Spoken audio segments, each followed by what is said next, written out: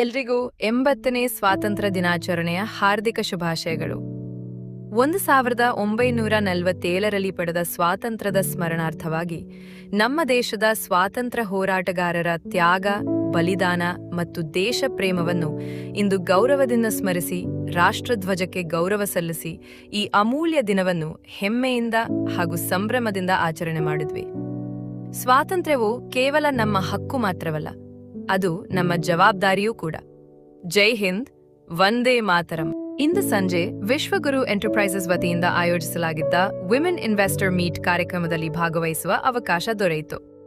ಕಾರ್ಯಕ್ರಮದಲ್ಲಿ ಮಹಿಳೆಯರ ಆರ್ಥಿಕ ಜಾಗೃತಿ, ಹೂಡಿಕೆ, ಉಳಿತಾಯ ಹಾಗೂ ಆರ್ಥಿಕ ಸ್ವಾತಂತ್ರ್ಯದ ಕುರಿತು ಅನೇಕ ಮಹತ್ವದ ಮಾಹಿತಿಗಳನ್ನು ಅಲ್ಲಿ ತಿಳಿಸಿಕೊಟ್ಟರು.